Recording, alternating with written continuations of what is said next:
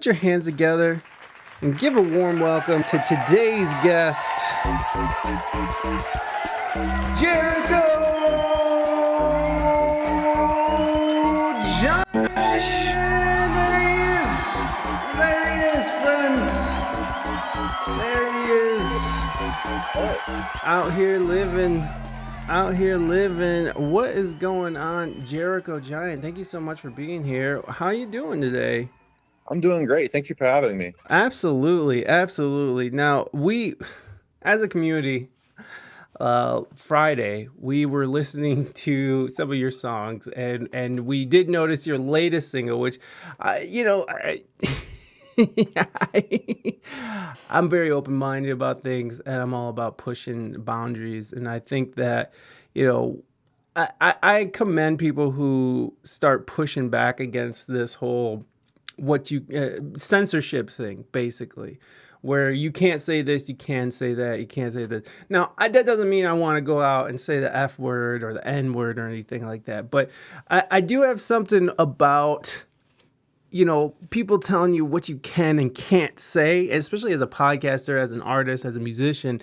I don't like to be censored. So please tell us about your latest single, which is entitled Jesus Loves Me, I'm a F word.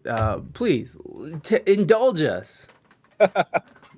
So you'll heard it. And we're going to hear it again. We're going to play it again. Cool. It has a lot of shock value, I'll say that. Yeah, it does. I feel like it has a strong message too that might get lost the first time you hear it. You might think, wow, you're saying a lot of strong things here and very talking about sucking dick and stuff like that. Sucking a hard dick, though. Hard dick. That's not really popular in mainstream hip hop. Oh yeah. Most rappers aren't sick. Do the opposite. I see. So you're out there like, I see what you're doing. I'm gonna go this way. It's like, because you don't hear, like, you're not hearing, Young Thug saying, I'm gonna suck a hard dick or anything like he's not really. Although he's about to go to prison, so who knows what's about to happen with Young Thug. But in any case, so this song is there's so much to unpack here. First of all, this whole religion and Jesus thing. Are you a religious person? I see a cross back there on your wall. Are you you can't see it from the stream, but you I have it back here. Yeah. I wouldn't. I'm spiritual, classic spiritual, but not religious. At the same time, totally believe in Jesus, real person. Everything he said was amazing. Big fan. Big fan. For real. Big fan of Jesus. I like Jesus of Nazareth. I like Jesus Christ. He's great. And I think his message is really lost today. Maybe not everywhere, maybe not in every church, but the church I grew up in and the churches that I've seen in the news and heard from my friends and other people who've gone through them, there's a lot of it's like I say it in the song, like, have y'all read this Bible? Like, this Bible, y'all don't know it. Like, y'all, like, there's just so much like hate coming out of an institution that is built around 2 commandments. Those, like I said, like Mark 12, the 2 commandments are love your. I'm paraphrasing here because I'm not saying exactly how it says it but it says love God and love your neighbor. And where is that? Like, the church claims to love God, but like they're not loving their neighbor. Like, maybe not every church, but a lot of churches are hateful. Like, have you ever heard the phrase, there's no love like Christian hate? Oh, yes. Or no hate like Christian love? That idea of, like, it's just paradoxical to have like one of the most hateful institutions in this country be many like denominations of something that is built around a foundation of love. Yeah. I agree with you with that, man. Like, you go to some of these churches, man, and they are literally just, to some it's hate, but I guess for some people it's sticking to the Word of God, because there are passages within the Bible that talks about homosexuality. And so I can, I see how if someone is very much into sticking to the scripture. I grew up Catholic. I went to church every Wednesday. I went to Catholic school. It kind of burnt me out of the whole religion thing, honestly. I was Catholic until I took LSD, okay? Let's just say that. And I was very young when I took LSD. So, like you have verses, what is it? Leviticus, I believe. You shall not Leviticus lie. 18, yeah. Yeah, Leviticus 18 and 20, where you're talking about you shall not lie with a male as with a woman. It is an abomination if a man lies with a man as with a woman. Both of them have committed an abomination. They shall surely be put to death. Golly, and their blood is upon them. So how do you reconcile, you know, your love for the Bible and Jesus and God with these verses that say that what you are is an abomination? That is a very good question. There's a lot in the Old Testament that Christians don't stick to, like don't combine mixed cloths. I think there's something about shellfish in there. Yeah. There's a lot that's like y'all aren't following any of this. Why are you picking this? It's because it makes you uncomfortable. But if you go look at what Jesus said, he was brought somebody who should have been stoned according to the Old Testament. Someone who, like, stoning is a horrific way to die. They pick up small rocks. They don't have large rocks laying around everywhere in the Middle East, as far as I know. Like, they're not people. Most people can't pick up a large stone, so it's small stones being thrown at somebody until they die from it, which is a painful way to die. Jesus was brought someone who was supposed to die. He wrote something down in the dirt, which we don't know what it was, but it probably scared everyone around who saw it. It's probably something very powerful. And then he said, anyone here who has not sinned, throw that first stone. Not a single person was throwing a stone after that. That woman, they brought her out in a so disrespectful way. They brought her out naked, said, "Here, let's kill her. What are you going to do?" Like they said this, they said that same kind of thing. Like, he was trying to bring a message of love and saying, this is not right. Like, I don't know. I read that growing up, like, and also there are, I have heard, and I have to do more research, hopefully by the next time I'm interviewed, but that part of the Bible is actually talking about, like, pedophilic acts, like men lying with small boys, and it's been changed in recent times. Also, like, the Bible is a collection of books that have been determined by humanity to be God's word. Yeah. There's plenty of it that is scripturally, like, that God wrote down, but just because like we have this collection of stuff that's like, okay, this is all, like, everything God has said, like, some of those things also say awful things in the New Testament, like women shut the fuck up when a man's talking in nicer terms. And it's like, well, Jesus never said anything about that, and that's something written by one of his followers after his death. Was that necessarily the word of God, or is that someone making a human mistake when they're trying to be inspired by God and write to another church? Yeah. The interpretation, human interpretation, that's my biggest thing, because I'm willing to concede that there is the world, and Mighty, welcome, good to see you. I'm willing to concede it to the idea that intelligent design was in place when it came to creating the universe. And I mean, it looks like it feels like it, I mean, like when science drills down to its most focus point into what science knows, it still comes to a point where you have to give in to the idea of magic. Like, we don't know why atoms pop in and out of existence, right? Like, there's just so much to it. Like, we know that atoms can be split down to quarks, and we know that things can get smaller and smaller, but we can't define it. We just know it, and we have to sort of give into this idea of it's just magic. So like we can't explain everything that goes on with science. So I'm willing to leave that open and concede to that idea of intelligent design. But I think what really turns a lot of people off with religion is that it was so skewed by humanity. And for me to see it, to say that humans know what God wants, right? To say that humans know God in any sort of way that you're basically putting words in God's mouth, right? So for me, it just seems to be just tainted by humanity, and so when you see how religion has played out, and Naders was saying, you have this whole problem. He was alluding to the problem that's going on within the Catholic Church, where you have priests harming young boys, and it's getting covered up, and you have the harm that religion has done towards even the gay community.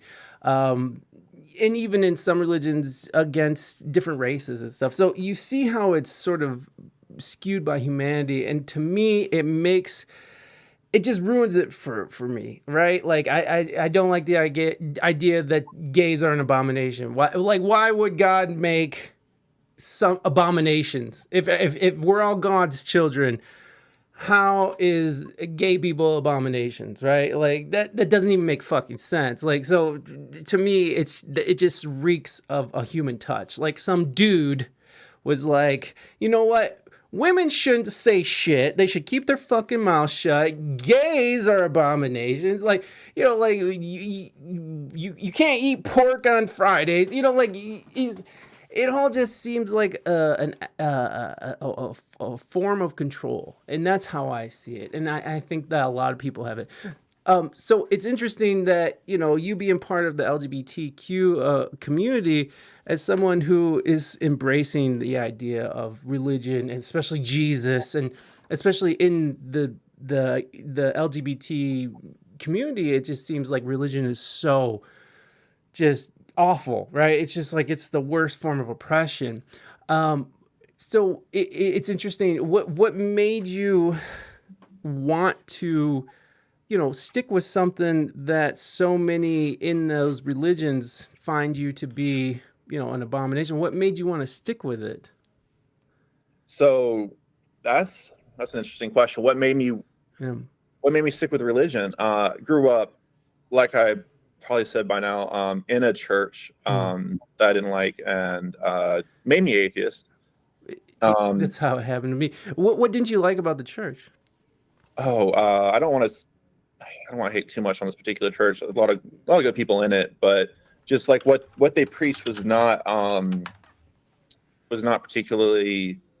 Like, I heard a lot of politics from the pulpit. I heard a lot of hate against gay people, a lot of judgment, and a lot of like identity Christianity around, like I don't know exactly what the right term would be theologically, but the idea that Jesus Christ is the solution, not what Jesus said is the solution. Like, they were talking about, let everyone pray this magic prayer, and once you pray this magic prayer, you're going to heaven or you're burning in hell if you never pray it in your lifetime. And I'm like, well, can we talk about what Jesus said about love your neighbor? Can we talk about what Jesus said about how we shouldn't worry about things because, like, look at the flowers, they're not worrying. Like, you shouldn't worry either. Like, Jesus talked about that in one of his parables. Like, why are we spending so much time like obsessing over our life's purpose being to make people pray one prayer, and that's the whole purpose of life? Like, I prayed that prayer so many times as a small child, over and over and over, waiting for what they were talking about in the music to come true for me. Like what they were singing about, what they were like, the hymns and everything about how great Jesus felt to be in their life. And I was like, I don't have this connection. Eventually, as if you picked up in the song, there's a part where I said I was an atheist teen, smoking on the green, popping all the pills, drunk behind the wheel. Like I eventually was like giving up on any sort of like, I don't know, like I basically fell into addiction, and addiction comes with a lot of falling into like I didn't like hurt many people, but like there's this like loss of morality that happens with addiction, and just the sense of like fuck everything, and like just this loss of spiritual health that comes with addiction. And I had to, I basically had to look at myself and say, all right, I have to reconnect to something, and it's not going to be what I grew up on. And eventually, through like growing in spirituality and starting to realize that there's more to life than what meets my eyes and meets my hands and touch and all that, like there's something more out there than just me. I'm not the center of the universe. I got to the point where I was like, you know what, maybe let me open this Bible, let me look into this Christianity, let me remember the good parts. And the good parts are great. To like you said, with people who are LGBTQ plus, all whatever particular way you want to address that acronym, like people who are in my community, that community who don't believe in religion because of the hate that comes out of religious people, are missing out on a lot of good stuff, a lot of quality messages from really good people who are saying, like the Buddha or like Jesus. I'm not familiar with Islam and Muhammad, but there is a lot of Hinduism is great. I've looked into Hinduism. There's a lot of quality ways to live life, messages about how to deal with reality, how to access higher thought and higher connection. And I'm not gonna have that doing drugs, that's for sure. But yeah, I'm a rapper. I love going on raps. They side note, the word rap actually started out as passionate speech, not so much as rhythmic speech, but like passionate speech. Yeah, we're having a rap session. yeah. Let's have a rap session real quick. Let's talk it out. Let's talk. Yeah, it's a man. I totally respect someone who sort of pushes through, and even though it's Christianity isn't for me. I definitely can appreciate someone who sort of pushes through and finds their way with it, because I do recognize that religion and Christianity, Islam, all that sort of gives really a powerful meaning to people's lives, and people hold those beliefs very, very close and dear. So I'm not here to try to shit on anybody, or and I don't disrespect anybody who's in the law. But I do believe you're right. I do believe, like, especially if you're specifically even the Bible. If you just read through the Bible, there's so many beautiful ancient truths in there that ring true today. Which is it's when you find a book that can transcend time and people and countries, and there's something to it.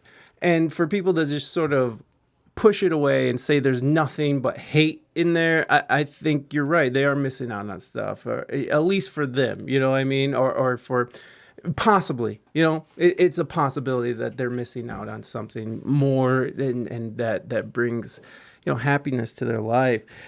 When you sort of look around and you see, I don't know, like how much you're into like mainstream music or whatever, but right now there's this huge push.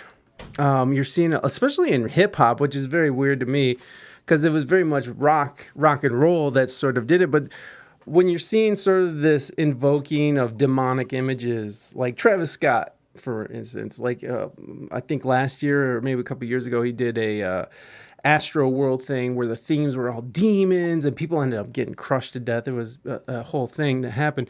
Reina, thank you so much for that sub. I appreciate you, my love. But what do you think when you see, I mean, Doja Cat's wild now. She's doing all this evil stuff. She's getting crazy evil Satanist tattoos. When you see that sort of going out into the mainstream, how does that affect you? What do you, how do you reflect on that? I believe in demons. I believe in there's things out there without bodies that are bad, but bad being low energy, low vibe. But I don't know. Like, I think I have to talk to these artists. I mean, obviously, I'm not at the point where they're going to answer my DMs, but if I had the opportunity, I would ask them about it. I know a lot like when I was younger and when I was atheist or hated the church, it was like almost like a troll thing. Like, all right, y'all want to hate me for who I am. Y'all want to hate me for no reason. You want to make up things about me being demonic. Maybe it's, I don't know.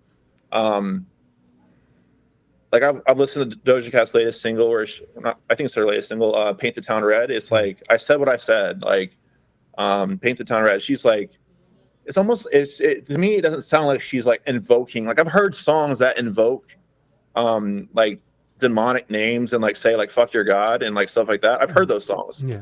I don't hear that from her. I don't hear her saying "fuck your god." I hear her saying "fuck you, you hater." Yeah.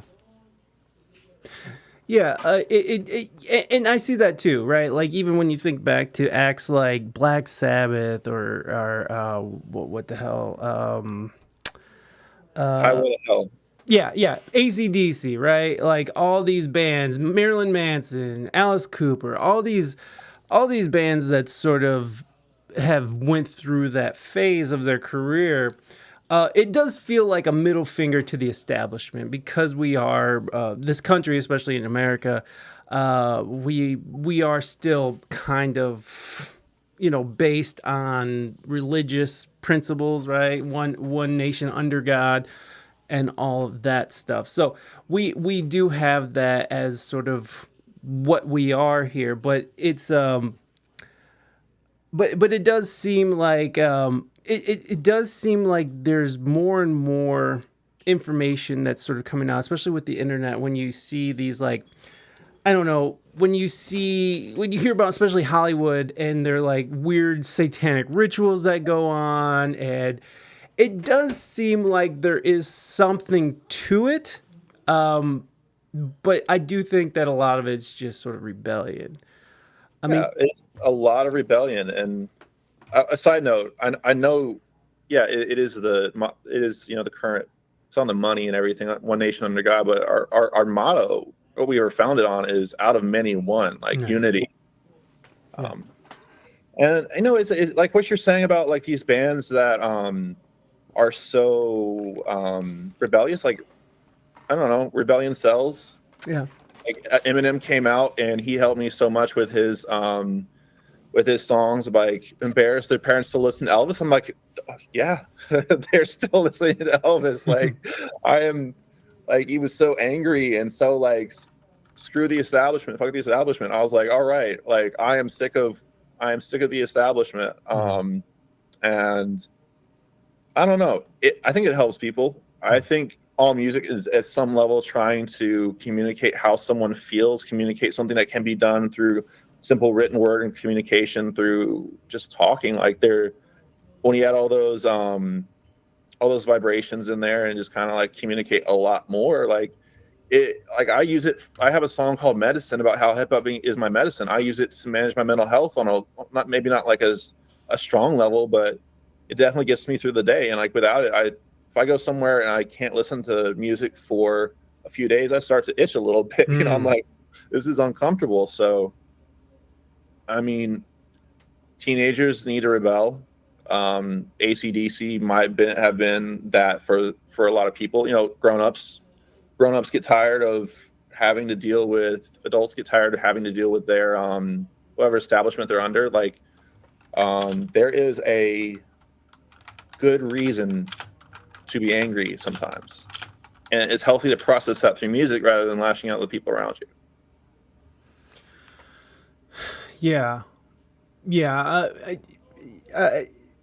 Rebellion, and it's part of being young, right? Is just being rebellious, saying shit you're not supposed to say, pushing the limit.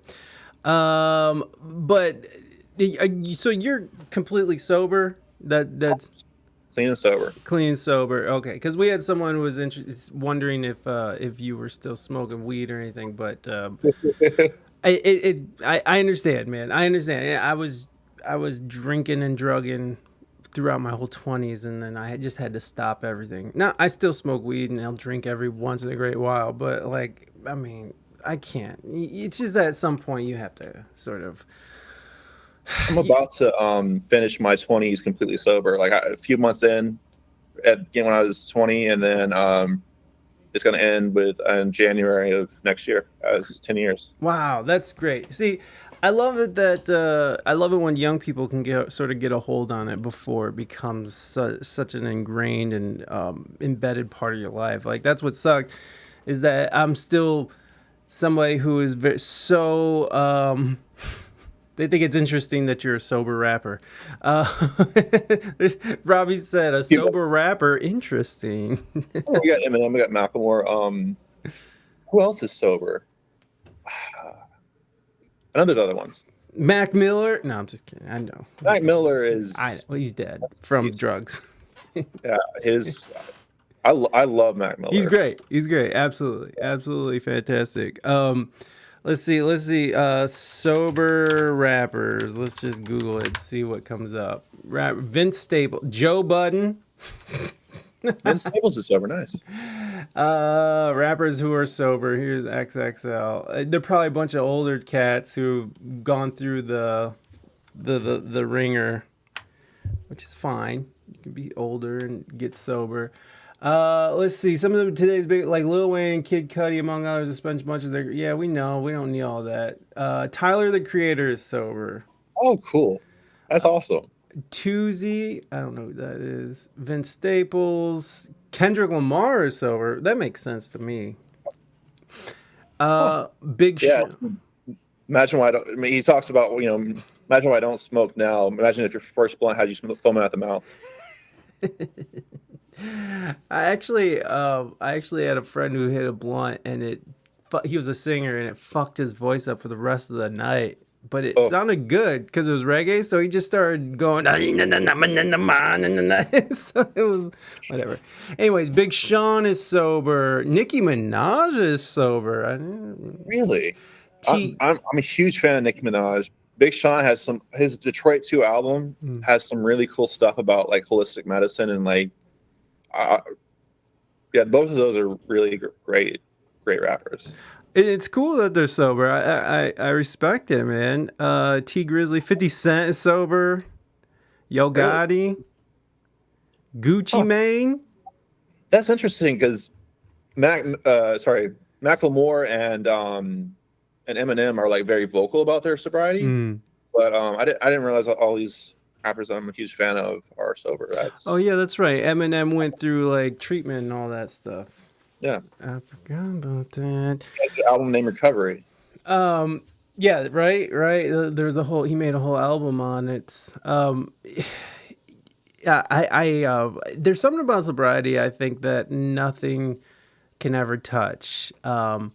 Like I like getting high, I still like smoking weed, but I realize that I function at my very best cognitively, physically, mental healthily when I'm completely sober.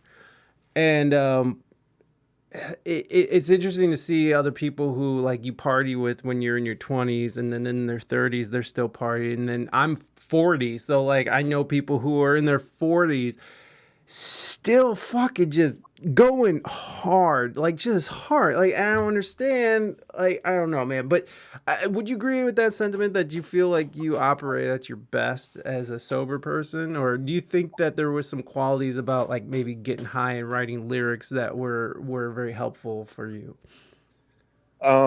So like to be clear, I'm a drug addict. So like for me, like when I use and I drink, it's like completely like off the rails. You're just like all in. No, I'm all in. I'm the guy who gets kicked out of the party and not in a fun way. Me too. And the thing is like what is the term? It's impairment, right? So I don't have a problem with people who use drugs or drink alcohol. Like if they can do it successfully, like I wish I could do that too. Right, me too. So I mean, at the end of the day, like, yeah, I feel like it's a superpower to be sober and to have been forced to work on myself to stay sober. But at the end of the day, if someone can have a drink with dinner or even have get drunk at a party, like more power to them. Yeah, same. Like it's fucking do it big, do what you want. But if you're obviously having a problem with it, if you're obviously like can't stop, or your life is sort of spinning out of control, or like whatever it is, it's like, man, you got to take a step back and look at it. Now, did you do, oh, I guess it's anonymous for a reason, but did you have any programs to get sober? Were you in any programs? Um, I mean, I have had a lot of help along the way, That's but good. as for like what I'm a part of, just I've had a lot of help along the way, Mhm. and there's always help if you help is always available if you need to reach out for somebody. There's 988, which is the new hotline for mental health in this country, as well as resources online. Just Google quit drinking, and you'll probably find your way. Yeah. The um I forgot what I was going to ask. Oh well. I do know that Robbie was addicted to pills and he swapped it out for weed. Good for you, Robbie. Good for you. Your superpower is a green thumb, Naders. Me too. I can grow some shit. Um, the Yeah, it's good to be like harm reduction is also valid. mm, If someone wants to do a less strong drug or um, be on some sort of maintenance medication, whatever they need to do, like live a life as best you can. Live your life as best you can. I have friends who are on like things like shots that like keep them from getting high. Like that's mm. fine. Oh yeah, You know? yeah. Like what the Suboxone or something does Yeah. for opiates. That's how I got off opiates, with Suboxone. Fucking God bless Suboxone, bro. That shit fucking That's awesome. got me through. Um, so did you undergo any? Do you undergo therapy at all, or any Oh, I kind? love therapy. Me too. I got two therapists. Therapy is wonderful. I've been working with the same therapist for a while now, and I've grown a lot in the past few years. I mean, the credit's not all the therapy, but it's definitely like I don't know where I'd be without those people who work so hard to help other people. Yeah. Yeah, man. Like I always wonder is how they wind down. How the fuck do how do therapists wind the fuck down? Could you imagine having everybody's problems just unloaded onto you all day, every day, and then have to like go home after that? it's hard I for can't imagine. it's hard for me to even like listen to people just complain about their job and then sit there and hear them complain about these horrific traumas that happen in their life. I couldn't imagine that either. That's a rough one. So It's really similar to paramedics and first responders in general. Like they go through a lot, and I don't know if they get enough credit for it. I think you're right, man. I think though I feel like those people who like, especially first responders, should be probably paid well, probably better than they are paid at this moment right now, because they're the ones that are really have to see like the drudges of humanity and have to like deal with that, right? Like head on deal with the worst possible things you can imagine every fucking day. That's a heavy load. Are you worried about getting blowback from the someone's like Q plus community is okay to say so, for LGBTQ plus AI, whatever the whole thing is, which I'm not trying to be disrespectful. I honestly don't know what the whole thing is. But Well, acronyms, but yeah, go ahead. yeah, so like Q plus, do you feel like, have you gotten any blowback from your own community for this long? I've this song has only had a few plays so far, less than Mm-hmm. 100. Mm-hmm. Definitely, like in it, like my career is very much still in the early stages of trying to be heard. But I have a feeling that this song is like, if anything gets me heard, it'll be this song. And I do imagine that I will get a lot of hate from it, which is Mm-hmm. ironic because it's probably gonna be from Christians, Mm-hmm. people who are supposed to be loving. Get the beam out of your own eye. Like reference to the song, you meant it's hard to catch, but beam mass vision. Like get that beam out of your eye before you try to come at anyone else, including me, and say I'm doing wrong, and especially with hate. Mm-hmm. But I'm speaking to nobody. I haven't really gotten a lot of blowback yet, but it's coming. I'm sure. I'll have a Fox News segment about me and I would love to go on there and have a nice little dialogue. Fox News fucking is just like, why did you make such a well, it's interesting to see how many like because like there's this unwritten rule where like you can't be a gay conservative, and if your religion somehow you are this considered conservative, right? Because of your religion. But I follow a lot of gay conservative, a lot of black conservatives, and a lot of people on the left as well. I consider myself liberal as fuck, but shit is crazy right now. Do you consider yourself where do you stand politically? And we don't have to stay on this at all, but I'm just curious because of just there's so many things that's going on with you and your art. So I'm just curious where you sit. I am an enigma. So I was saying moderate for a minute, but then I was like, well, that just means I've been jaded from politics, at least for me personally. I'm definitely liberal. Marianne Williamson, 2024. Please Google her name and listen to her talk. You will nothing more powerful than hearing her talk. That's for sure. RFK, baby. I'm RFK all the way. I mean, vaccines are real. I mean, that. No, I know. There's a big thing about that. I'm not trying to. Marianne Williamson is definitely not anti-vax. So I'm trying to go. I want a president who's one, not a criminal and a traitor, and two, a president who, not to completely trash Biden, but I think he served 4 years or is about to serve 4 years well, and it's time for someone else. I mean, I'm all about trashing Biden. I'm all about trashing both of them. But Biden, I can't stand the motherfucker, and Trump can go to hell as well. I'd rather lick a doorknob for a vaccine. Okay. Yeah. Fair enough, Naders. Thank you. Yeah. Well, it's hard. It's hard to navigate because like I like to think I've voted Democrat my whole life. I've always been liberal. But it just seems like the goalposts have shifted. Now you're much younger than me, and so you haven't seen, I suppose, how things have changed as much as they have over the years. But like now, me as a liberal, I feel like I would be considered a fucking like MAGA, extremist because of some of my ideas. And like, it's like I like guns and like I don't, but I think personal responsibility is a good thing. Individualism is a good thing, like. But I also was like, hey, I think that people should have welfare and people should be helped, and we should be considerate about other people's feelings to a point that's not encroaching on freedom of speech. Now you're pushing freedom of speech to the limits with this song.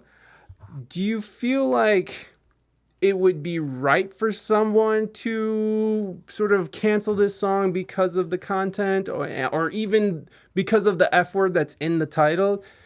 Do you feel like that would be acceptable? Should Kanye West have been prevented from making his single about being in Paris? It's a similar, I mean, it's a slur based on who I am. Yeah. No disrespect to Kanye West or anything about that particular issue, or anyone in general, but I mean, cancel me if you don't want to listen, don't listen. If you don't want your kids to listen, I actually never let your kids listen. Most of my music, but in general, should I be allowed on Spotify? Yes. I'm not saying anything that's particularly hateful towards any group other than saying I'm hating on haters. I don't know. Like I don't hate Christianity. I don't hate preachers. I don't hate people who profess a religion of love. I have people in my life who are Christians, who one I didn't even know were Christians, and somebody who I know are Christians, and they're all loving. All these people I'm talking about.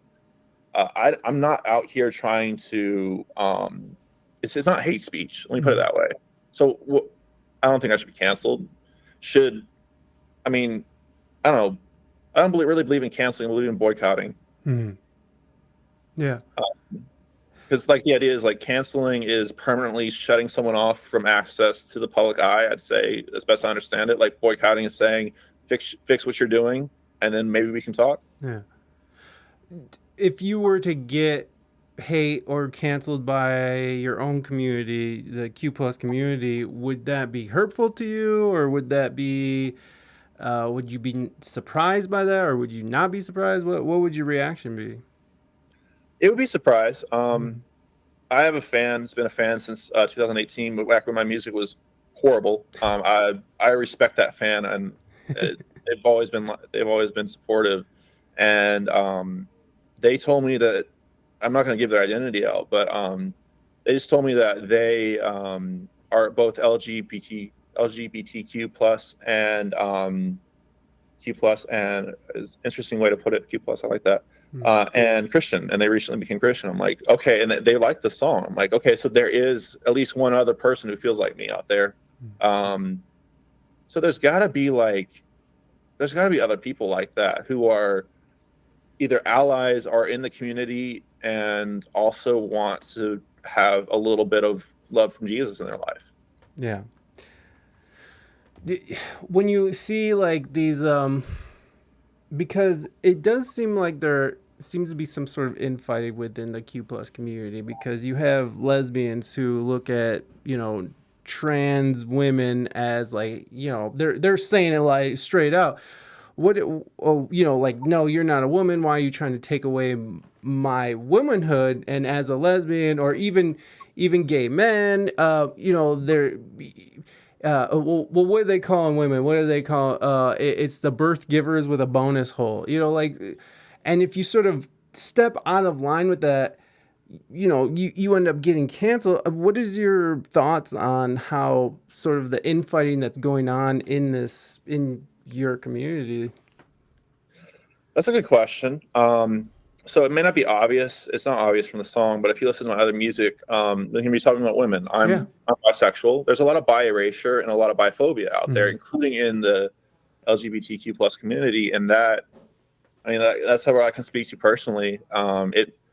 It surprised me the first time I heard it. I was leaving someone's house. I've been hanging out with some gay people just socially, and they said, as I was leaving, they asked me about myself, and I said I was bi. He said, one of the guys said, "I remember when I was bi," like almost like, "Yeah, you'll get over that. Like you'll get Yeah. over that bit." And I was like, I wasn't as confident at the time to speak back, but I remember like being shocked by like, someone just erasing my identity, saying like, "You're not who you think you are." Hmm. Like I've been with men and women. I like both. Like, how can you tell me who I am? And it's like this infighting happens in every community. People are people. Yeah. I'm not gonna say it's like some horrible thing that like people should be ashamed of themselves, but at the same time, like I think they need to look at themselves, people who are hating on other people in their community, say, look, we've been through enough. Can we come together? And yeah, some of it's just impossible to reconcile. People who are transphobic are not going to stop being transphobic just because you told them to stop being transphobic. It has to be like an inner like change of that mental illness. So like the mental illness of transphobia. So like I don't know. I really don't have a great answer for it. That's just what I have to say. Yeah. No, no, fair enough. Fair enough. Like when I'm, reading, or when I'm seeing trends sort of happening on TikTok, it almost seems like the T in the LGBT community, it almost seems like there's a push like coming from within it. And of course, like, I'm not in the community, so I'm not trying to speak for anybody. But what I'm seeing when I see like these videos and I'm reading more about it is that there's some people who are like, yo, maybe the T should be on their own, because when you do see a lot of the stuff that's going on, especially when it comes to cancel culture, you do see it coming from the trans community. And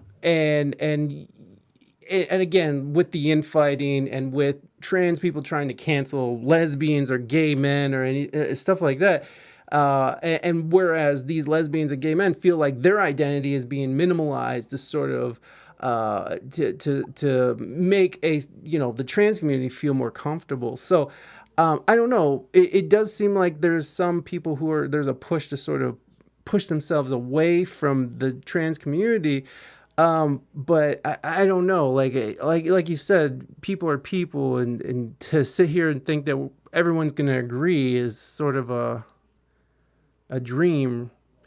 I don't know. It's interesting to me. I find it very interesting because the Q plus community has become such a powerful force in culture. Um, like so much is being done for a very small group of people. So much, language is being changed and behaviors are being changed, and how we interact with each other interchange are changing to sort of to make this community feel included. So I could see why people, and like as someone who is considered cis, I could see why people are confused by the whole thing with pronouns and such. Um, I don't know. How does that, bounce off your ears? Like, I'm just sort of talking at And, this point. well, you said something about changing language for a small group of people, but there's all sort of minorities in the world. Hmm. Um, you can find a lot of different small groups. People deserve respect, no Hmm. matter who they are. If they have a legitimate um, identity, if they're born a certain way, um, there's no reason not to respect that. I think it's not that hard to respect somebody. Hmm. Respect the basic level of human interaction that is almost like they say watch your on your first date how your date in general just over the course of the relationship treats people who they can get nothing from, like a server or any person in the service industry or something like that. It's because basic human respect is owed. That is something I am entitled to, and everyone on this earth is entitled to, is basic human respect. If I do something wrong, there's consequences for my actions, of course. Same for everybody. If I harm somebody, there's consequences for my actions. But basic human decency and respect and dignity is a basic human right. Hmm. And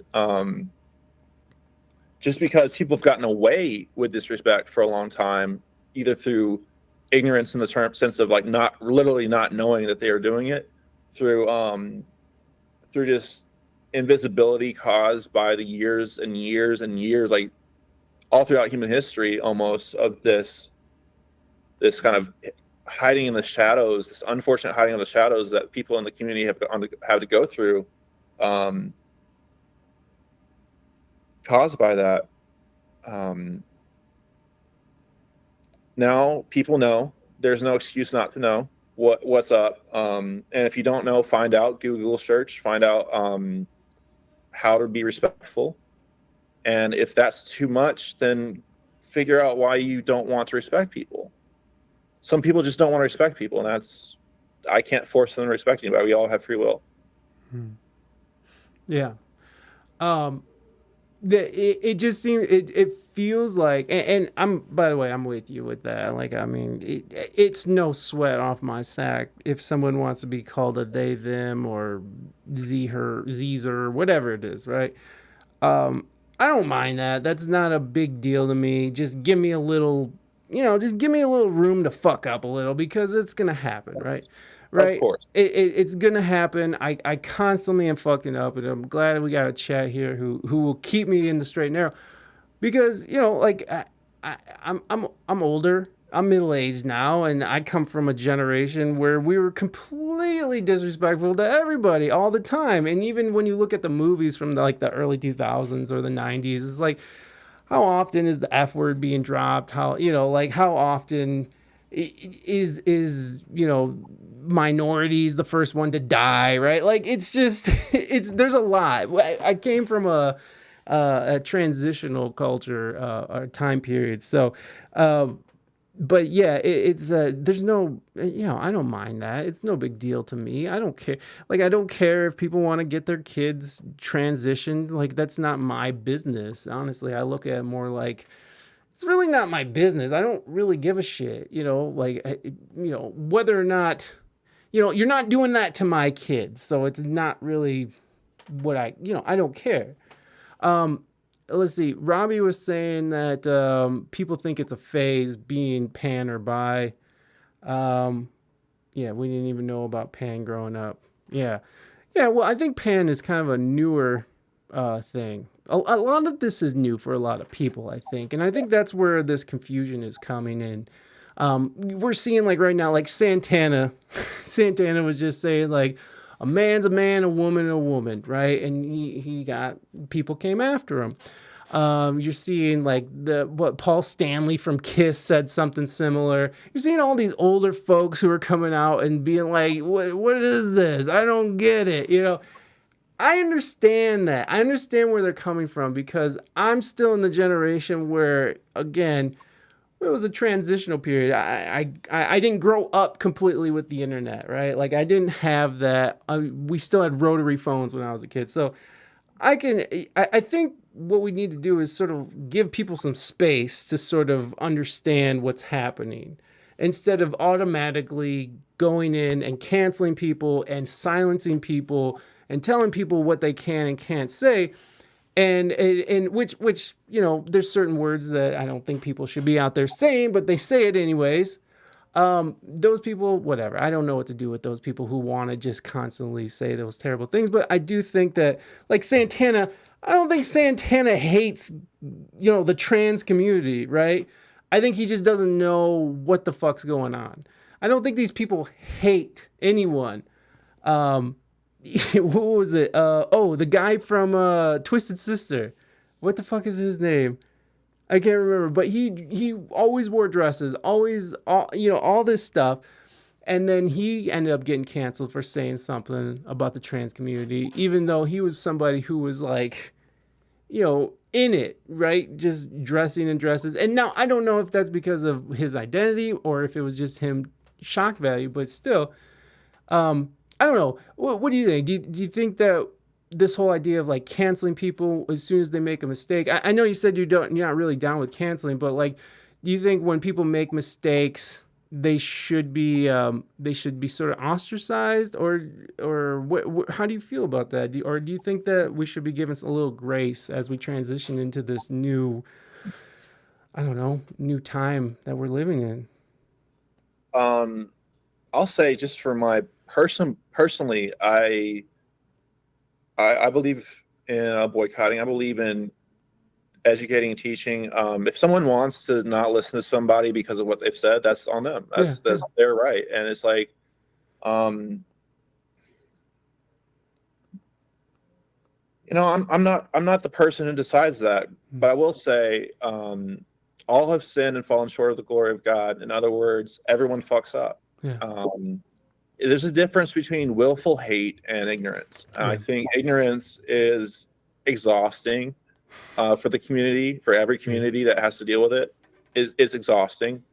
But at the same time, like, we're all human, we make mistakes. I'm not out here the minute someone says the wrong pronoun about somebody, I want to like punch them. That's not right. At the same time, like I do my best to use the right pronouns and correct somebody when they use the wrong pronouns. I appreciate people who try, and if you're not trying and you don't want to try, maybe you don't deserve your platform. Maybe if you're going to lead people into hate, you don't deserve your platform. But I think it comes down to that. Are you being hateful? Or are you being loving? Are you being respectful? Or are you not? Are you making a mistake? Are you intentionally trying to cause harm? Yeah.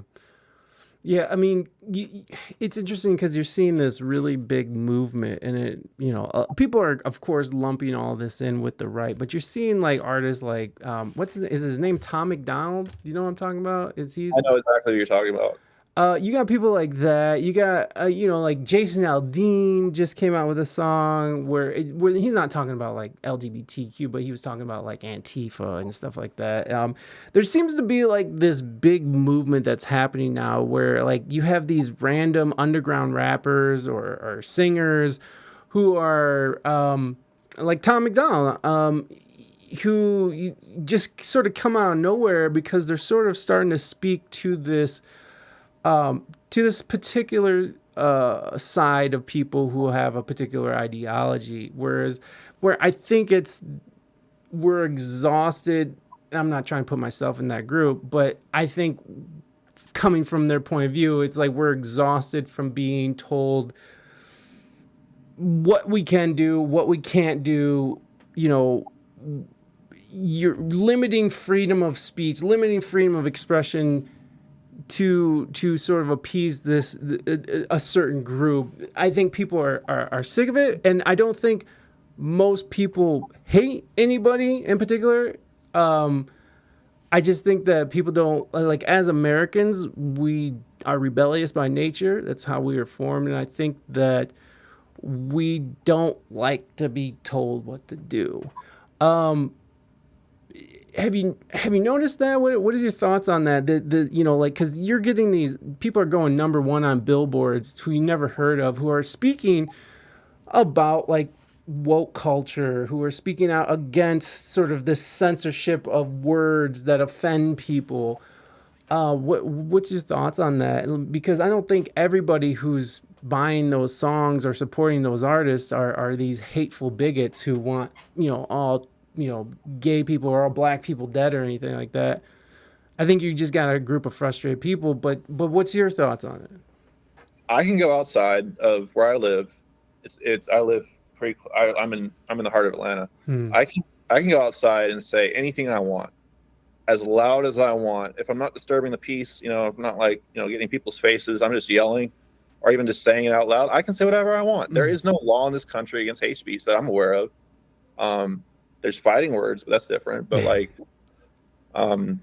if I'm going to go out there and say whatever I want, I can say whatever I want. That's no one's stopping anyone from saying anything. Hmm. What is happening is there's now consequences for actions. Hmm. And if you don't want consequences for your actions, don't take the actions. If you think that there shouldn't be consequences for your actions, feel free to say that. But at the end of the day, people like Tom McDonald, I'm not entirely familiar with I don't know his entire catalog, but I have heard songs by him complaining about this and that. And it's just, it feels like playing the victim. It feels like he is selling music to people and leading people into this sort of misunderstanding of what's going on, this sense of poor me, now I have to learn how to respect people, or maybe people around me don't feel respected by the way I talk. And yeah, things have been easier for if you are in a majority group, if you are in a group that's not really receiving hate or any sort of disrespect or denigration from like who you are, then it's been easy for a long time.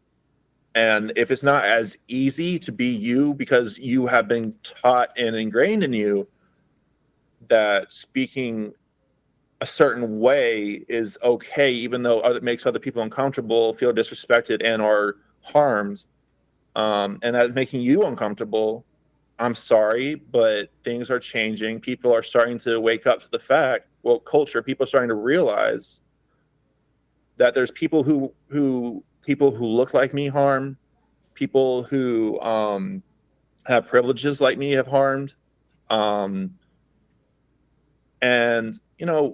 I'm speaking very calmly and clearly about it, and I'm kind of being passive here when I'm saying, but like at the end of the day, I don't have a lot of sympathy or I understand where it's coming from is what I'm trying to say. I understand, like, if somebody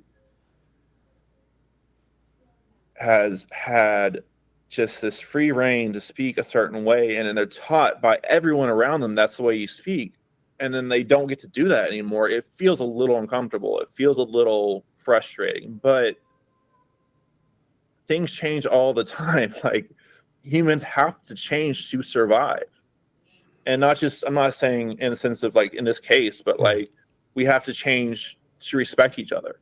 We have to change. Like, it used to be okay to say the N-word, and now it's not okay to say the N-word. Is that somehow harming the people who used to be able to say the N-word, who look like me? Excuse me, I'm speaking from my perspective, but like people who look like me can't say the N-word. People who are white, they're still allowed to, but in the sense of the government's not going to swarm in and take them off to jail, but They know not to because it hurts people. It hurts people if I do that. I can't go put that in my music. So at the same time, like if you don't want to call someone who you think has one pronoun one thing, you want to call them one pronoun, but they really want another one.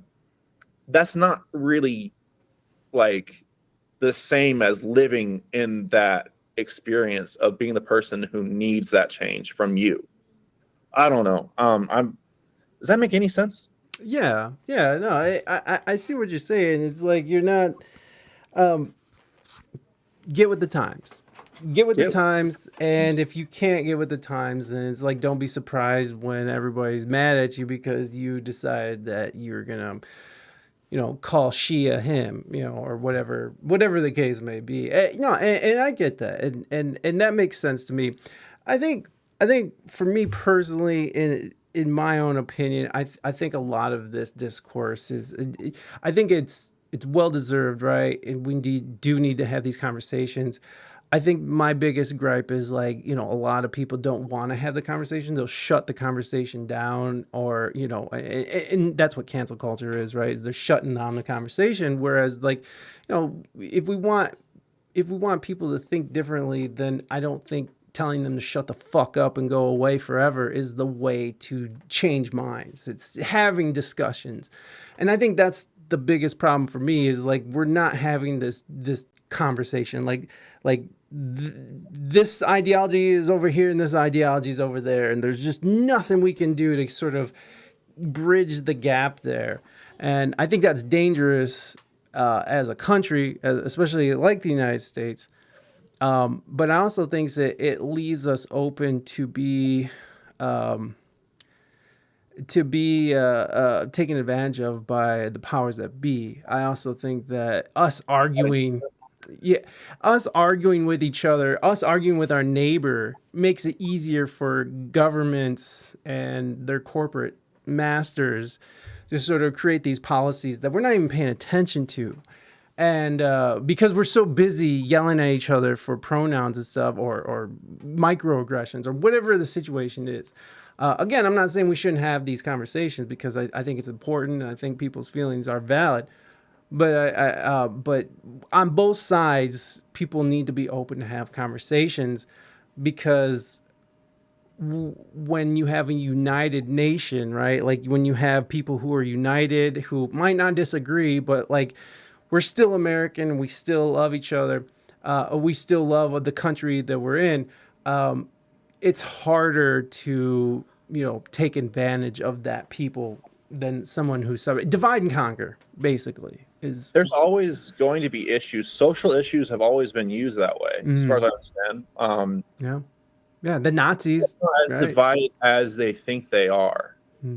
And there is a real danger of fascism in this country from the way people are talking about trans people and gay people, LGBTQ plus people. People like Ron DeSantis, who are dehumanizing my community, our community, like everyone listening, our community, like they are dangerous because that's how it starts. It may not be completed through Ron DeSantis. It may not be his goal, but he's definitely taking those actions. People like that who go and say this particular group of people are not human, or don't deserve respect, don't deserve dignity. I think it's worth fighting that battle, because while that is divide and conquer and it does just distract us from other issues, at the end of the day, the biggest issue we have in this country is whether we fall into fascism or not. Because love above all is the most important thing. Love for one's neighbor, love for one's sense of a higher purpose, higher power, God, whatever you want to call it. So people who are preaching hate deserve to be shouted down. I will say that. I mean, I know I'm mincing words, and I know I'm being like almost sympathetic in this interview towards people who don't believe the way I believe and who are disrespectful and hateful. But like at the end of the day, like there is a sense of like I will fight for love. And that's what this song. I want to go back to the song and like say like the song is about yelling at people who don't love. because I'm not going to stand silent and watch people say, don't love these people. Like, no one should not be loved. Like, even the worst person in this world deserves at least a little bit of love and a little bit of understanding, not in the sense of like enablement, but we're all human and we all have at our core the desire to do the right thing. People who don't are horrifying, but at very least, we gotta love each other or we won't get through. I like that. Love is always the answer. Yeah, I find that there's fascist tendencies on both sides of the issues, man. Because like as soon as you start saying like you can't say that, you can't do that, and then it becomes law, and it encroaches on freedom of speech or these tenets. I think that's the fascism, and it comes from both sides. Like when you're not allowing someone to speak, like when people are being shouted down at colleges because they're right wing or something. I find that to be fascist as well because they did that back in Nazi Germany. The brown shirts went around to these colleges and would do the same exact thing to people who were talking out against Nazis. So it on both sides. I'm not trying to take one side or the other because I agree with you. There on the right side there are some fascist assholes, and on the left, there's definitely fascism going on, and I think it's important that again, where I'm at is like we should be having these conversations, and that's what's important, and I think that's what's important about your song, honestly, is that you're sort of trying to break through these. Hold on a second, man.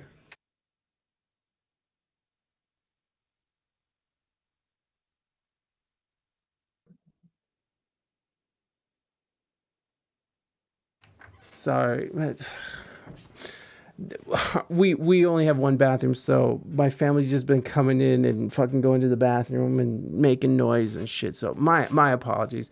But honestly, I think that's what's important about your song is that it forces people to sort of have a conversation, whether they're comfortable with it or not.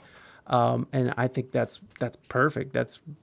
And I think that it's on that same level, and I'm not saying it's the same thing or you're saying the same stuff as, but I think it's on the same level as what Tom McDonald is doing. It's sort of like this shock value to get people talking about things.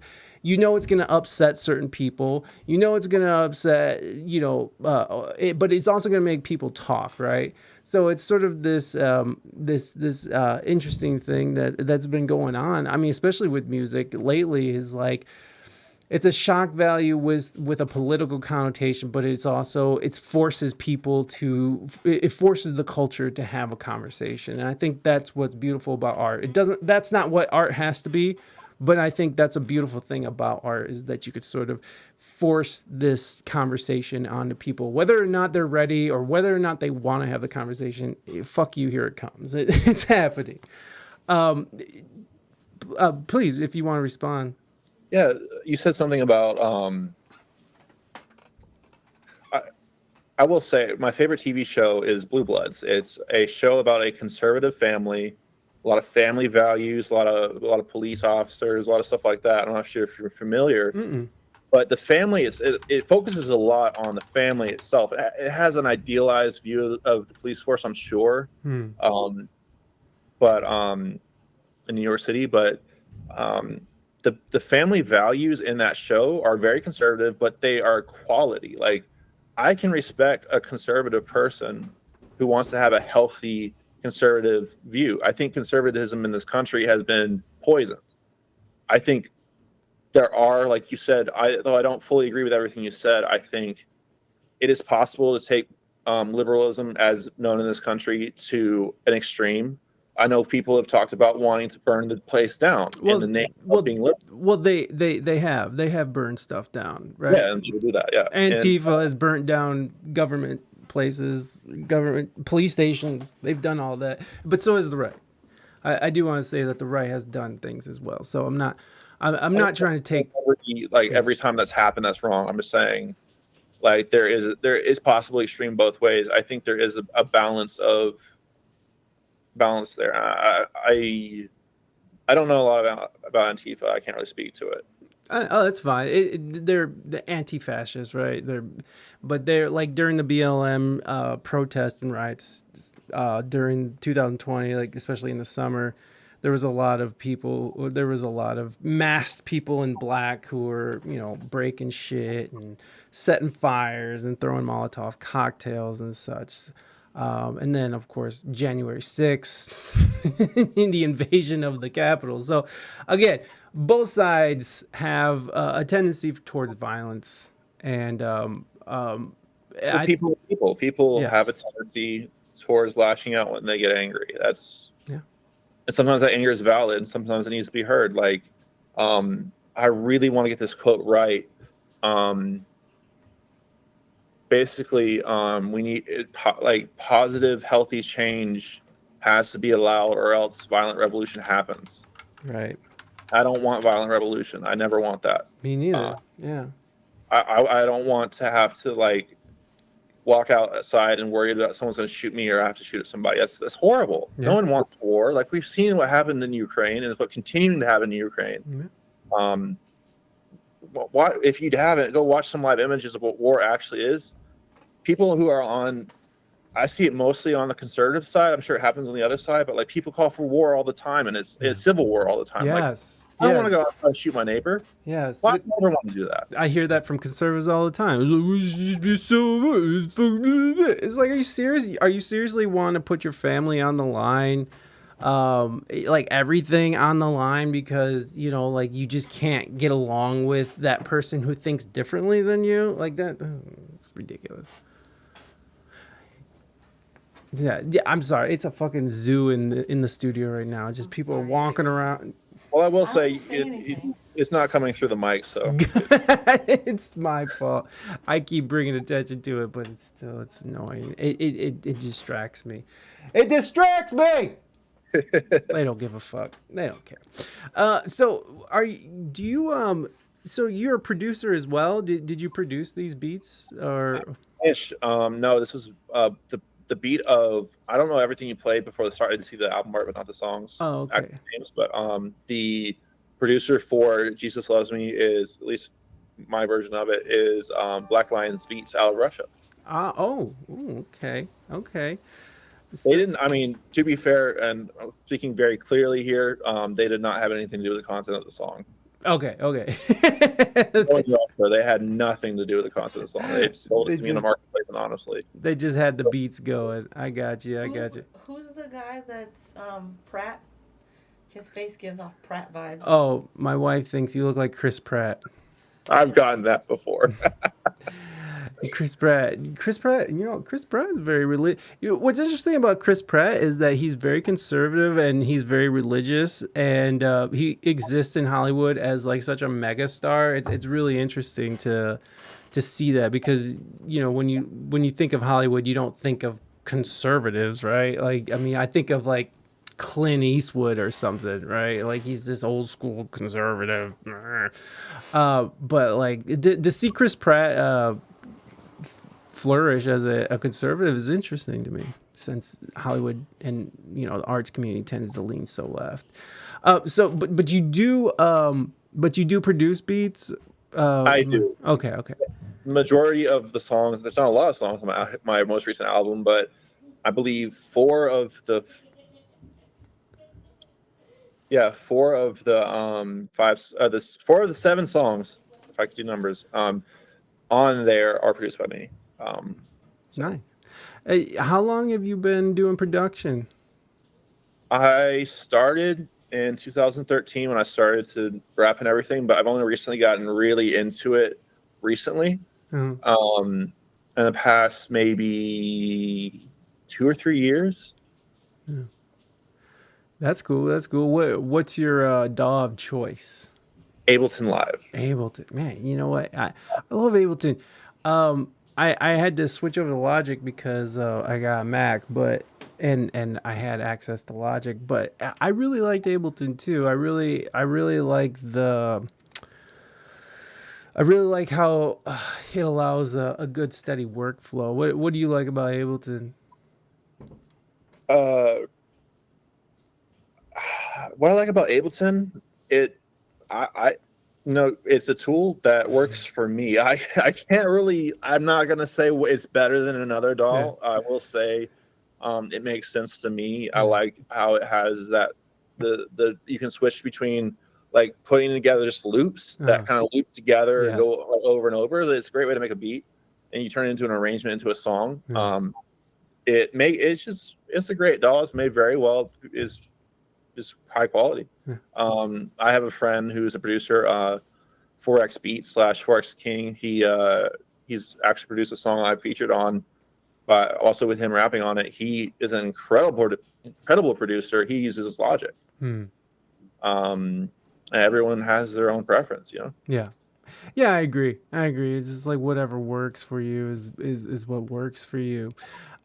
Should we listen to Jesus Loves Me? Yeah, Let's go. Should we do it? All right, let's listen to Jesus Loves Me, and I'm gonna share it with you so you can jam along too. Wait a second, hold on, let me get this going. Hold on, motherfucker, hold the hell on. All right. So let's listen to Jesus Loves Me. I'm an F word. I'm not going to say it. But that is available right now. Y'all need to go and listen to it. Open your mind up. Let's listen to it. And if you're listening to this on the audio side, go ahead and click on the links in the show notes and go and support Jericho here. And if you guys in the chat, y'all can put !JJ and his links will come right up. Go give him a follow, go give him some support, go give him some love. He's out here doing shit. Nick Tronic, welcome in. Good to see you, buddy. We're gonna listen to this song now. Actually, let's flip over here and we'll be right back, y'all. So give me 1 second. Hold on. Where is it? All right. We're gonna play this song and we'll be right back.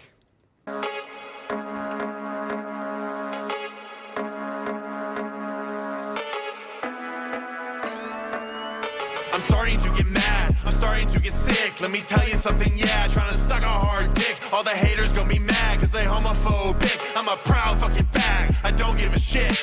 I'm starting to get mad, I'm starting to get sick. Let me tell you something, yeah, trying to suck a hard dick. All the haters gonna be mad cause they homophobic. I'm a proud fucking fag, I don't give a shit. She's just home with the whores. And Churchill was so bored, Pharisees talking politics. His Bible, y'all ain't know it, give a shit. If I bloat it, break it down, recompose it. Said love your neighbor, wrote it down in Mark 12. Christians turned and the haters lost my faith around 12. Judgment under steeples, y'all don't love God's people. Family is strange cause the sex is the same of the one that they love. But the social club that the relatives joined got them disjoined, they won't be at the wedding. So many tears shedding. Fuck all you preachers who don't deserve to be leaders of this holy congregation. Fascist invocations, I'm a child of the Lord, I'm a child of the Lord. You cannot afford to destroy this religion with your modern day revisions and your beam mass vision. Wake up, look above, Jesus came to bring love. I'm starting to get mad, I'm starting to get sick. Let me tell you something, yeah, trying to suck a hard dick. All the haters gonna be mad cause they homophobic. I'm a proud fucking fag, I don't give a shit.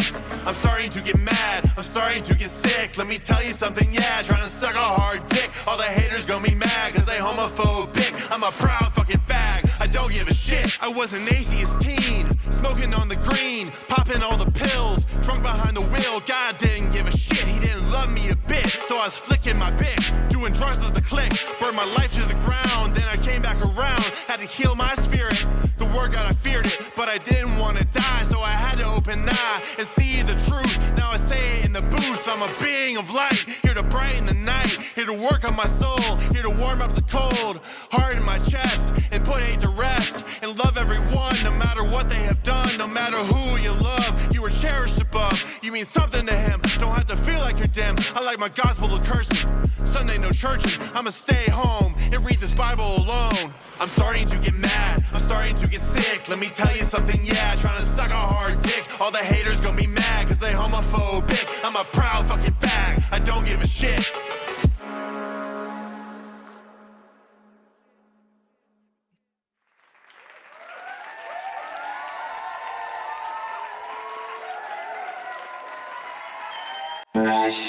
Boom. We are back. All right. Thank you so much for all the emotes, y'all. I appreciate y'all enjoying the song. Make sure y'all are going and clicking on those links, supporting your boy. He's out here. He's doing it. He's out here. So what any do you perform live at all, or are you anybody? Do you do I that? have performed live, Mhm. not a lot. I would love to. Any opportunity, I'll take it. Pretty much, you know. Do you so you have performed live? Was it something that you booked, or was it something that you how did you come about it? I've done open mics.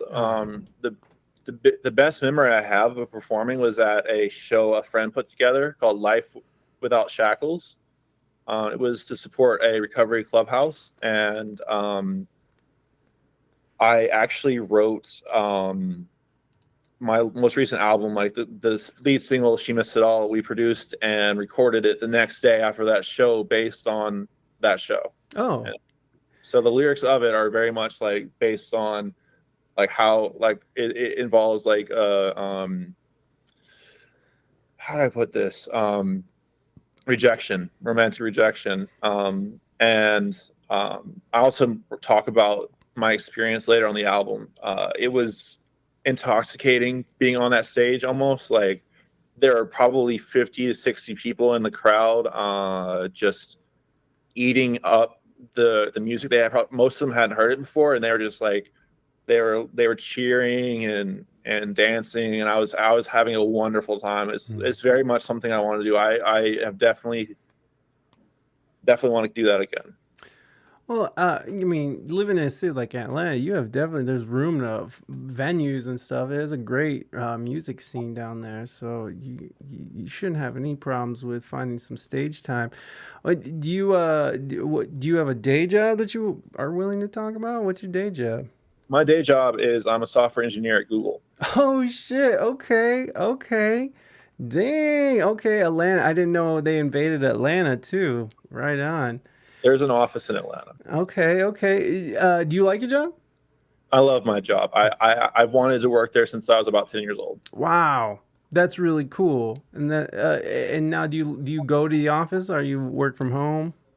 I do both. I work a hybrid schedule. Oh, okay, cool. How is the office there? Is it like what you see in like San Francisco where you guys have like really nice cafeteria, you can get like gourmet food all day every day and play ping pong and like is that how it is there? I don't know. Like I don't know what you guys It's an do. incredible place. It's there's a lot of great benefits. A lot of that we get free food for lunch. It's nice. Nice. That's beautiful. That's beautiful. Uh, so what's your plan? With more music, are you creating right now, or are you in the studio? Or are you still riding off this last album? How are you doing with the new stuff? I have several songs in the vault that have not been released that I'm like, all right, when do I release these? What's going on? You know, I'm really like trying to time it right to do what's best for the fans, what's best for my career.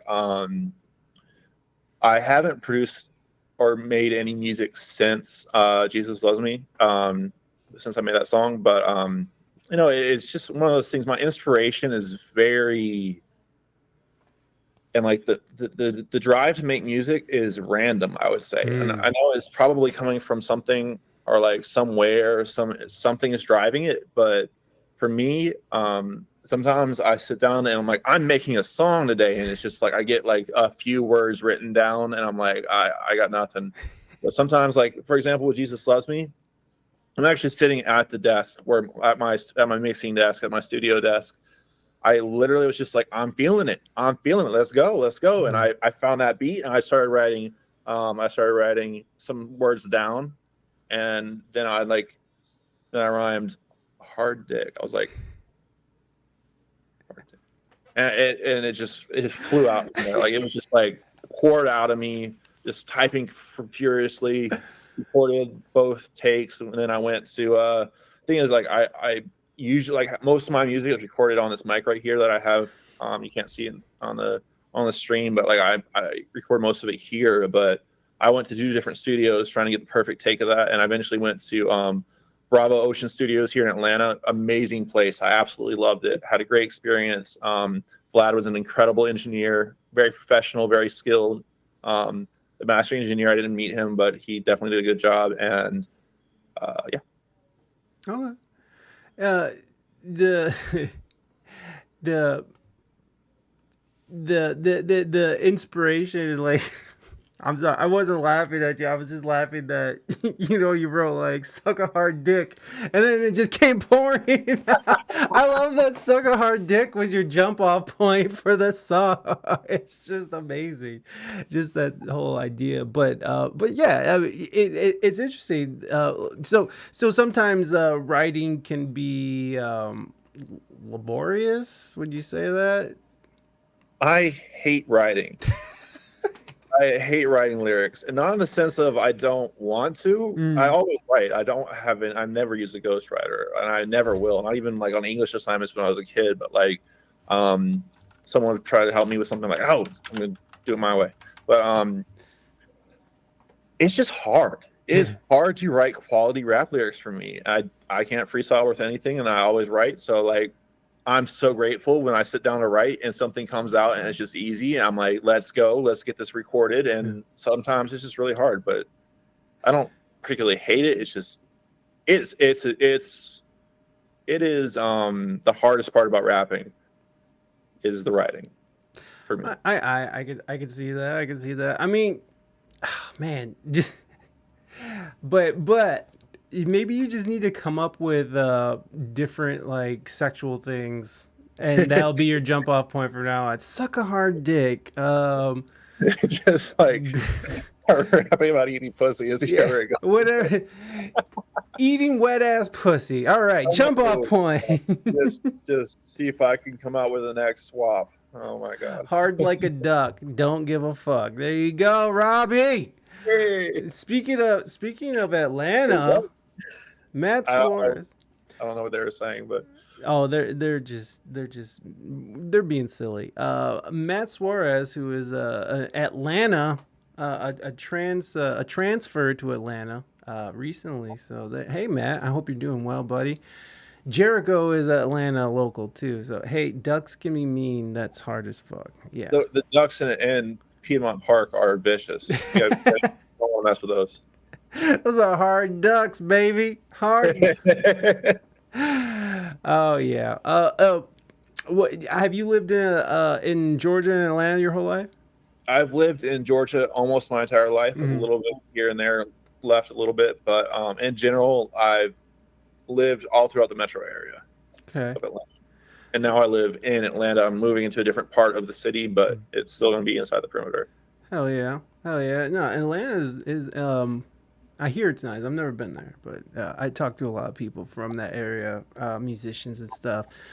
Got some friends down there. I hear good things. I will say I'm not really plugged into the local music scene. Not by any sort of like, other than like, I'm not good at socializing with strangers. I have a lot of friends that I value dearly because I don't have to make new friends. I don't have to. I don't know. I rap about it on Sedatives. My second most recent single, I talk about like internet rapper, like in the ATL, but you can't really tell internet rapper, but I spit really well. It's like, I'm an internet rapper. I'm inspired by a diverse geographic set of rappers, and my music is not really like Atlanta rap inspired by like local artists that I'm hanging out with. It's just, I'm very much based on this new wave, I guess, of like all my music. Like, I have no label. I have no, my distributor probably has no idea who I am. Like, this is all the power of the internet. Yeah. Well, I mean, a lot of people are doing that, right? Like there's people that are making music who are doing really well, who never leave their apartment or whatever. They're just like, I'm not touring. I'm not fucking leaving. I'm just going to stay here, create, and send it out. There's nothing wrong with that at all. And Twitch is full of people that just play on Twitch, who's never played like a live gig ever, and they just play their music here on the internet, have tons of followers, tons of people that love them, and like it's that's the great thing about music these days, is that you can really do it in so many different ways. Because I feel like at one point there was a very limited ways to do music and to make music and make money off music or whatever it is to you. But the internet has sort of really made it possible for people to do it however and wherever. And what do you ever want to do like sync licensing? Are you familiar with sync licensing? Sync licensing, is that when you does that involve like movies and TV shows? Yeah. I'd be interested if anyone was interested. My goal is to be a hip hop superstar. Yeah. If someone wants to use my music for TV show or movies, that'd be fine. I'm not like interested in only doing that. Right. Well, I mean, it's just different ways. What I've noticed is that because I make other content too, like for TikTok and stuff. And what I've noticed is that I get more money off my sync licensing than I do even off of like being monetized on TikTok and stuff. And I just use my own music for videos. So if you're ever making content, if it's just you, it's like, hey guys, Jericho here. I'm just hanging out at the pool and whatever. Use your own music in the background, and that counts as actually a sync placement. So, and you get I've been I've been getting paid every quarter and monthly since I've been using all my own music on like YouTube Shorts, TikTok, Instagram, Facebook, wherever you post videos. Use your own music, and because some of my videos have done well, and those count as thousands of plays, right? Like I have a video that did like 450,000 plays on YouTube and got like $250. I was like, oh shit, let's go. So just a tip. Okay. All right, Robbie, thank you so much. I appreciate you. Robbie wanted to say that he lived in Hotlanta too for a summer working for Cartoon Network. So there you Nice. go. I think I can see that building from here. Oh, really? Oh, that's cool. I love Adult Swim. Are you a fan of like Rick and Morty or any of that stuff? Yeah, Rick and Morty is one of my favorites. Rick and Morty is amazing. Me and my son just fucking go nuts on that. We just watched the whole series through. Isn't it? Do you know anything about what's going on with Rick and Morty right now? I've heard there is issues with one of the creators. It's unfortunate, to say the least. Yeah. I'm wondering because he also voices the creator he also voices Rick and Morty. So like, I don't know what they're gonna do about that, replacing like the heart and soul of the show. But fucking happened. What's the deal with that? One of the creators of Rick and Morty was, what was it? He was abusive or something to his wife or something. It was worse than that. I mean, that's horrible, but it was worse than that. Okay, hold on. Well, now we're gonna look it up. And by the I don't want to speak on what he did. That's for sure. No, and Rick and Morty creator canceled. Let's just see what happened. I forgot what it was. Adult Swim severing times from Roiland, charged with domestic violence. Oh, that was what it was. Justin Roiland dropped from Adult Swim. Let's see. Justin Roiland has resigned from Squanch Games. He was also part of Game. Hold on. We can do all this, and I'll bring you in. Hold on. And we'll start wrapping up here. I'm just interested in this now because I forgot. We're on the case, Matt. We're on the case. So domestic violence. He's also out of his gaming company.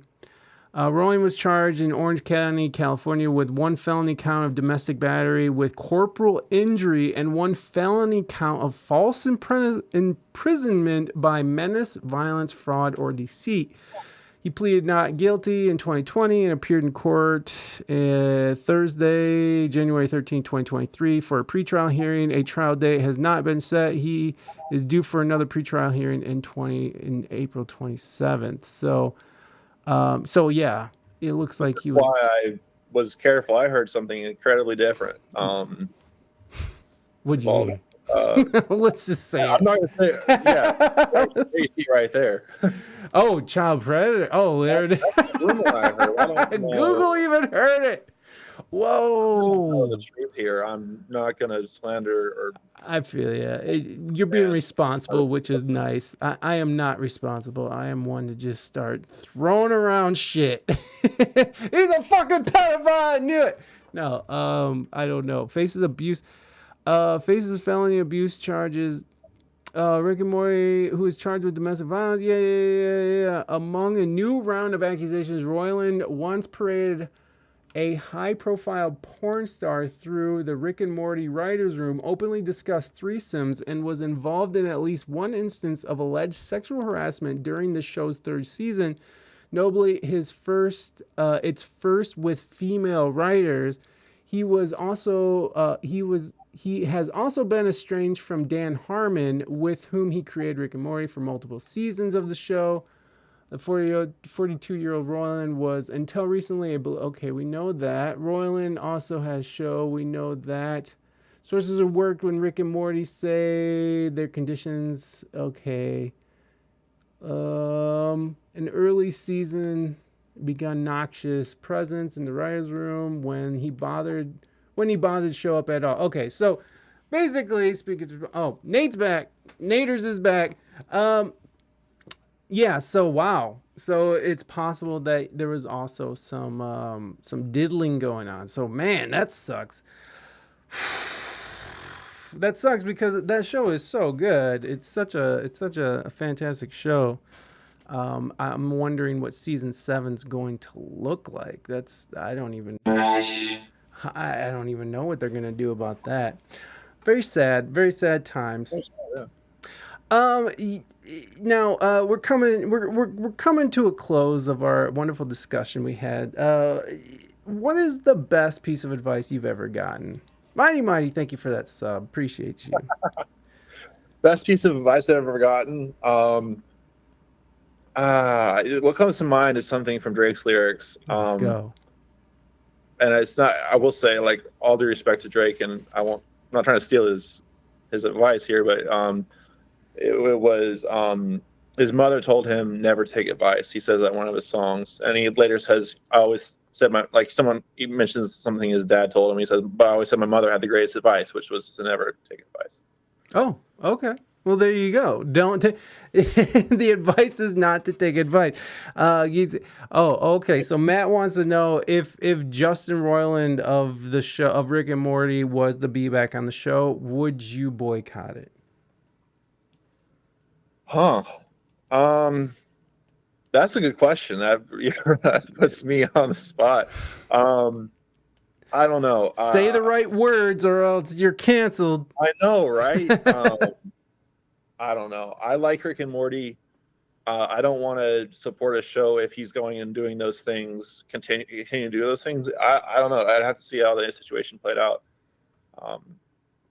If I heard that like he's still like mistreating writers in the process of making the show, I don't know.